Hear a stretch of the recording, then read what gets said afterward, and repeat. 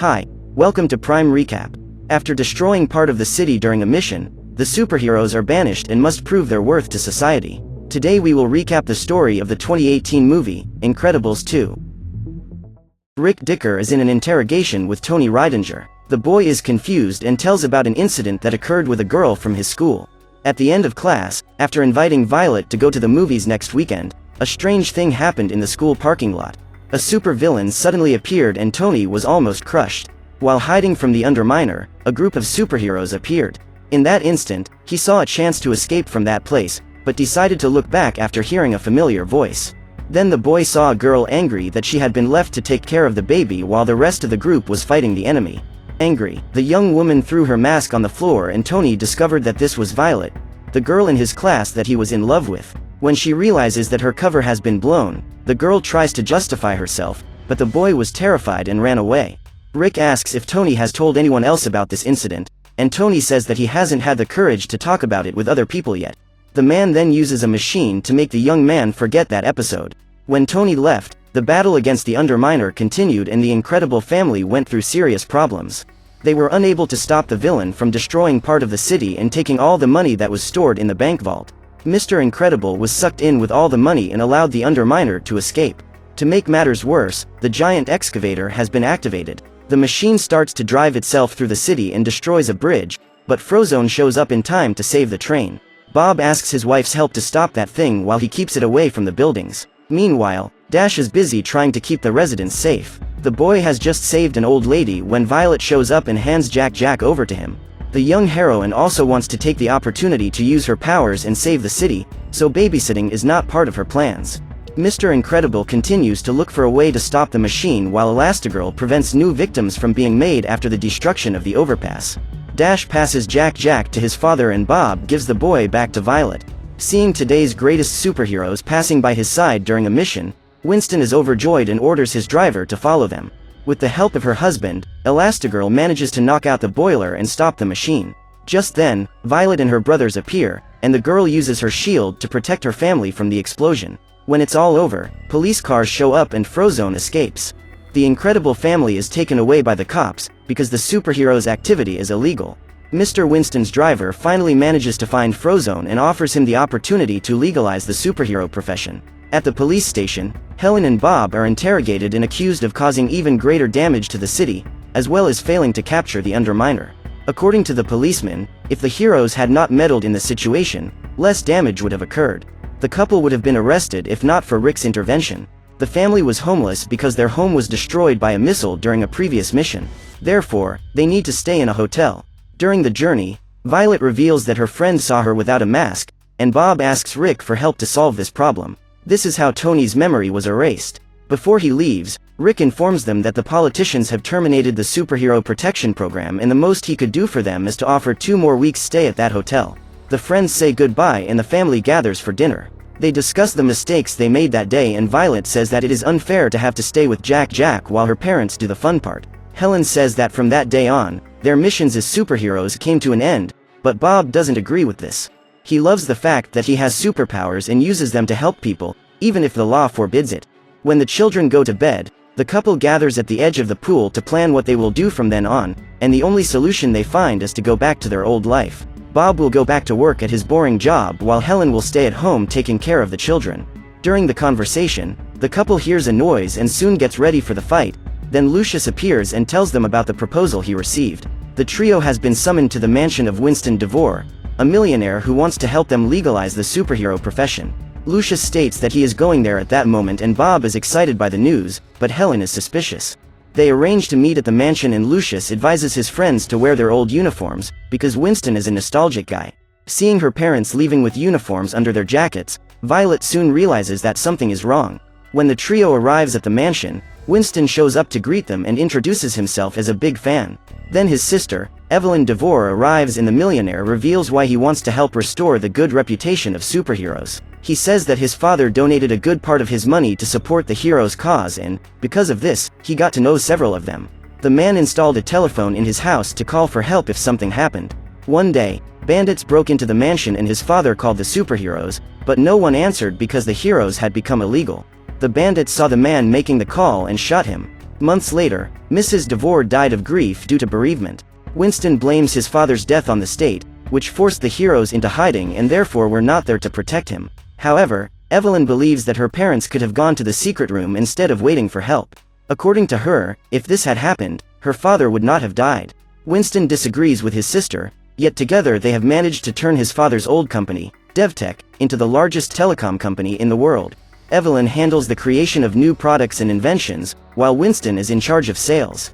The man takes the superheroes into the boardroom and states that the best way to make them well regarded by society is to make a change in their perspective.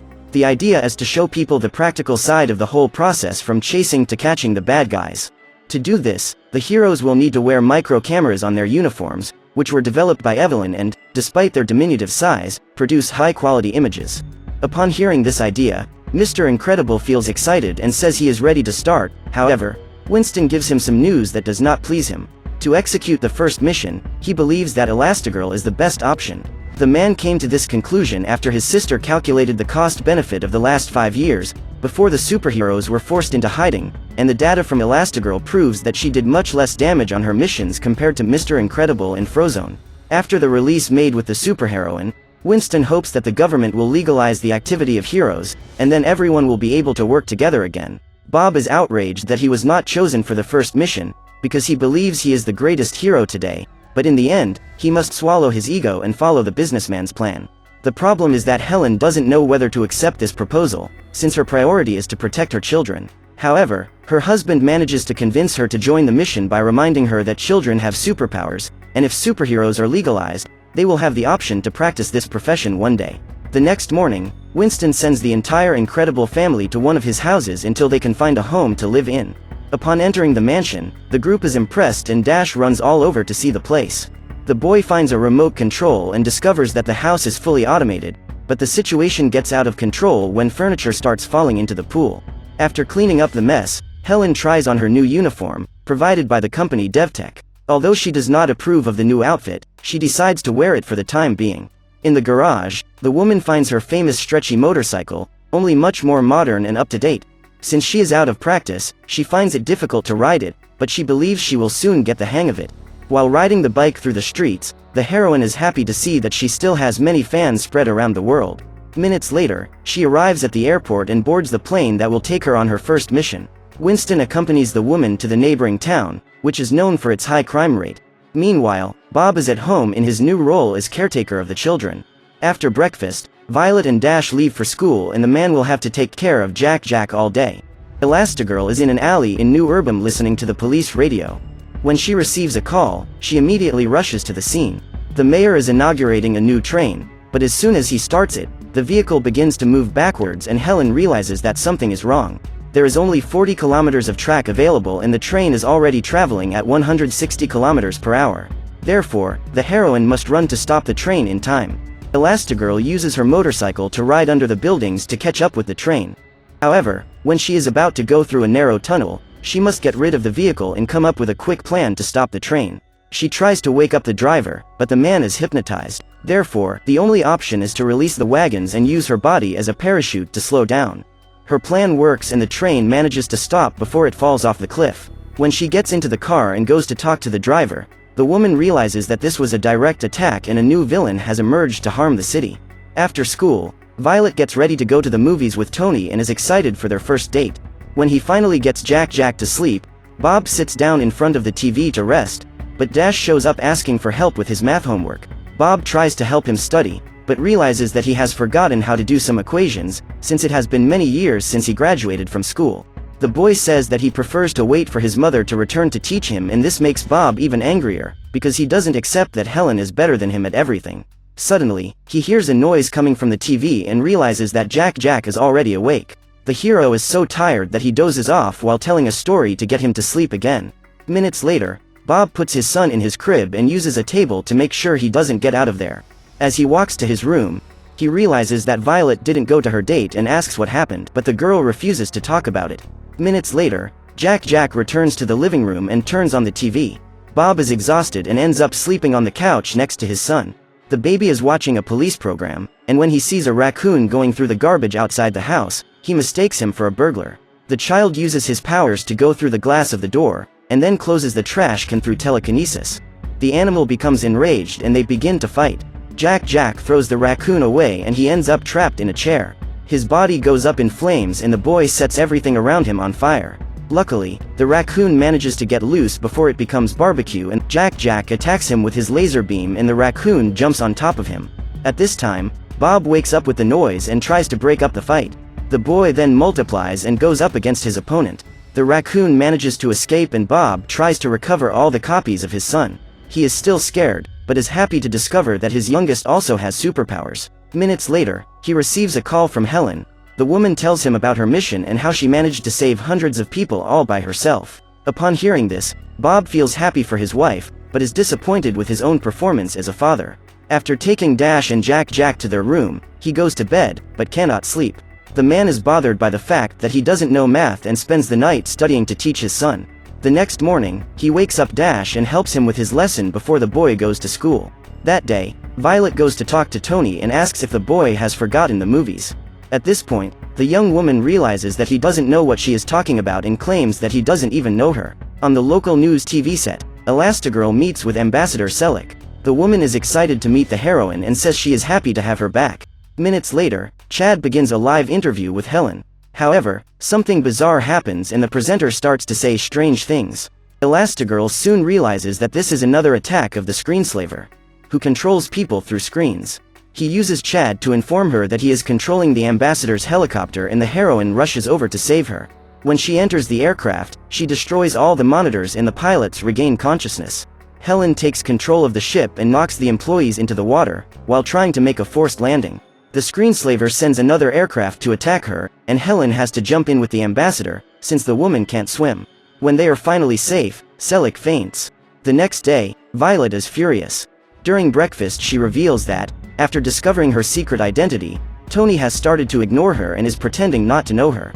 At that moment, her father tells her that he has asked Rick to erase the young man's memory and thus preserve the family secret. Upon hearing this, Violet is furious and locks herself in her room. When she arrives at Winston's office, Helen discovers that all her efforts to restore the image of superheroes are working and she has already secured the support of the ambassador. However, the woman cannot feel joyful about this news, since the Screenslaver is still on the loose and may hurt more people.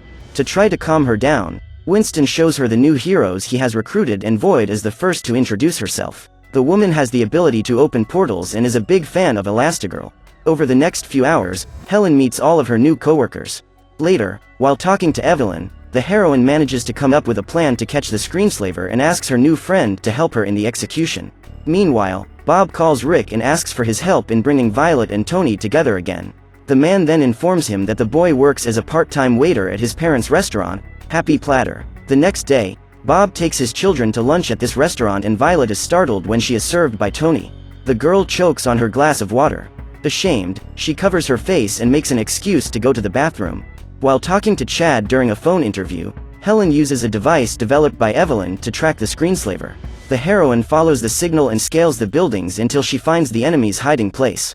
Elastigirl slips her hand under the door and unlocks all the locks. When she enters the apartment, Helen begins to investigate, and suddenly a man appears behind her. The walls begin to reflect like monitors, and the heroine must close her eyes while fighting the enemy in order not to be hypnotized. The villain uses a stun gun to neutralize her and then flees, but Elastigirl goes after him. The Screenslaver activates the fire alarm, luring people out of their homes. This serves as a distraction so that he can escape. However, in the end, the situation does not turn out as expected and the Screenslaver is captured. When he removes his mask, Helen discovers that this guy is a pizza delivery man who doesn't even know why he is being taken by the police. While watching TV, Bob sees his car being auctioned off. The superhero thought his car was wrecked and beyond repair, but apparently he has been deceived. Dissatisfied, he goes for his remote control and starts the vehicle from a distance. Then, Dash takes the device and activates the rocket launcher. However, Bob doesn't want to cause any kind of trouble while his wife is away, so he turns off the car and abandons the idea of recovering the vehicle. Jack is on his lap when he takes off flying because of a sneeze and ends up in Violet's room. The girl runs away scared when she sees a little pink monster chasing her. The youngsters discover that their younger brother also has superpowers. They begin to interrogate their father and Bob freaks out. He is completely exhausted and doesn't know how to deal with so many things to deal with at the same time. Jack's second sneeze sends him out of the house. The The child goes through the ceiling and falls into the pool, but Mr. Incredible is there to rescue him. Worried about her father, Violet decides to call Lucius. When he goes to visit the family, Jack discovers a new power and begins to teleport around the house. Bob then uses a cookie as bait to lure the baby. When Jack finishes eating, his father refuses to give him any more cookies, and the boy turns into a little demon. Faced with this bizarre situation, Lucius has the idea of giving Jack ice balls to eat while helping his friend think of a solution. That same day, Bob takes the boy to Edna's house. She is furious because Elastigirl is no longer wearing the super costume that the designer designed. Still, Edna agrees to receive Bob, and upon discovering that Jack has superpowers, says she will make a special uniform for him. Seeing a sample of the boy's superpowers, Edna asks Bob to leave the boy with her that night and promises that everything will be ready the next morning. Meanwhile, Winston is throwing a super party at his mansion to celebrate the return of the superheroes. The millionaire reports that leaders from over 100 countries will meet on his ship that week to sign a treaty and bring the heroes back into the legality. After her acceptance speech, Helen notices something strange on the monitor. She goes searching through her micro-camera recordings and finds an image that makes her doubt that she got the right guy. Evelyn arrives shortly thereafter, and Elastigirl shows that one of the screenslaver's monitors is tuned to the camera on her costume. After investigating the mask, she finds a pair of glasses and soon realizes that they were being used to control the pizza delivery man. Realizing that she has been discovered, Evelyn pushes the glasses onto Helen's face and begins the next phase of her plan. The next day, Violet brings coffee to her father, who has just awakened from a 17-hour sleep. Now that he is refreshed, he picks up his son from Edna's house, and the woman teaches him how to use the new suit to contain the child's superpowers through a small device. When Helen regains consciousness, she is trapped in a chair in a chamber surrounded by ice. The woman tries to reach out to remove her glasses, but Evelyn advises her not to, as her bones could end up breaking. Winston knows absolutely nothing about his sister's diabolical plan and has no idea that it was she who created the screenslaver. Evelyn's idea is to use this technology to destroy once and for all people's trust in superheroes, as revenge for the death of her father, who relied on the heroes to save him. In the backyard of the new house, Bob teaches his children how to use the device that Edna has invented to keep Jack from getting out of control. Just then, he receives a call from Evelyn, who gives Mr. Incredible the news that Helen is in danger.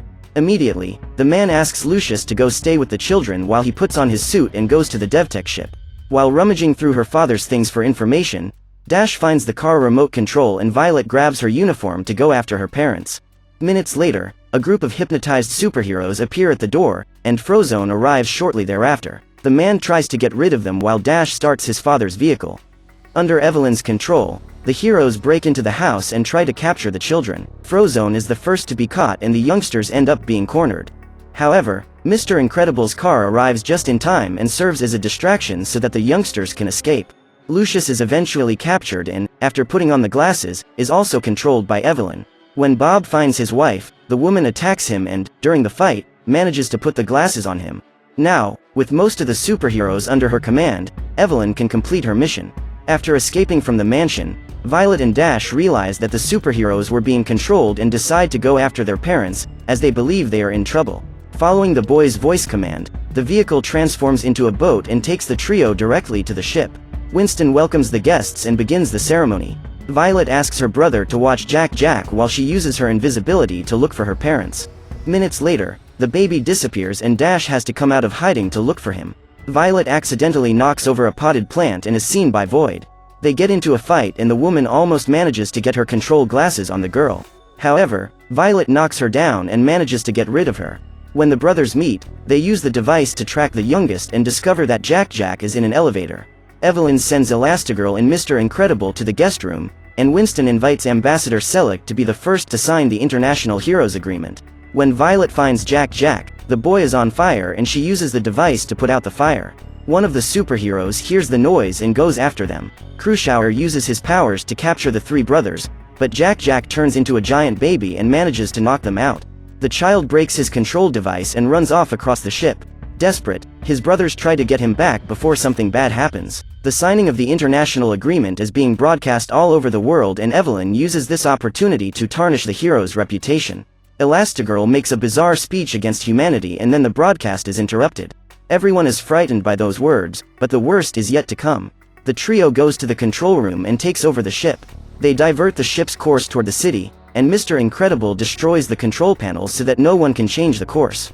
Unexpectedly, Jack appears in the room and uses his telekinesis powers to remove his mother's control glasses. Now that Helen is free, she manages to free Lucius and Bob. The superheroes need to find a way to stop that ship, and Violet gives the old costume to her mother. Suddenly, other superheroes invade the room and Elastigirl discovers that her baby has superpowers. Gradually, the team manages to remove the glasses from their colleagues and free them from Evelyn's control. While all the guests are falling victim to the hypnosis, Evelyn catches her brother and intends to run away with him. Then, Winston soon realizes that his sister is up to something wrong. He decides to return to the ship while the woman flees in her jet. Helen runs to stop her and Bob tries to shut down the ship's engines, but is stopped when the crew shower manages to trap him between the pipes. Mr. Incredible then stands up, and frees the last superhero who was still under Evelyn's control. With the help of Void's portals, Helen manages to get on the jet and tries to reach the control cabin. When Elastigirl enters the room, Evelyn cuts off the oxygen flow and Helen uses a flare to shoot the woman. With the glass broken, oxygen enters the ship and the heroine returns to save Evelyn. Since the ship's command has been destroyed, Violet has the idea to change the ship's course manually and divert it to the opposite side of the city. After attaching himself in the anchor chains, Bob jumps into the water. The man asks Dash to push the button and pull him back in when he manages to turn the boat around. Winston destroys the screen that was being used to hypnotize the guests and orders everyone to go to the stern of the ship. Dash pulls his father back, but the ship continues to move at high speed. The ship invades the city, but Frozone freezes the ocean and manages to stop it before major damage is done. As a thank you for saving the town, the judge declares the hero's activity legal. When she returns to school, Violet tries to get closer to Tony again. Weeks later, the couple meets for a movie and Violet introduces the boy to her entire family. When they arrive in front of the establishment, the heroes realize that a robbery is taking place. Then Violet asks Tony to save room for her and says that she will be back before the trailers run out. Bob's car transforms, and in that instant, the Incredible family prepares to save the town once again, the difference being that now they are acting within the law. So, what did you think of this movie? Let us know in the comments below. And if you liked the video, like it and subscribe for more movie recaps. See you next time.